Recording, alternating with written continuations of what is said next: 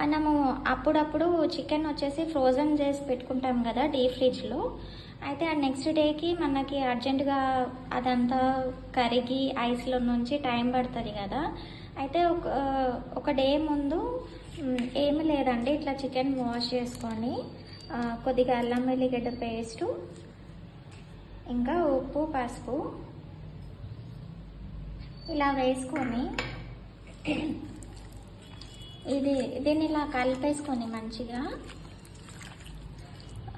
Normal ఫ్రిడ్జ్లో కింద, frozen కాకుండా కింద ఫ్రిడ్జ్లో పెట్టుకున్నామంటే నెక్స్ట్ డేకి ఇది చాలా ఈజీగా అయిపోతుంది అన్నమాట ప్రాసెస్ అంతా.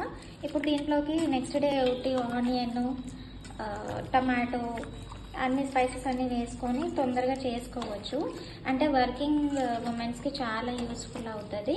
వీడియో నచ్చిందా? ప్లీజ్ అయితే లైక్ చేయండి, షేర్ చేయండి, సబ్స్క్రైబ్.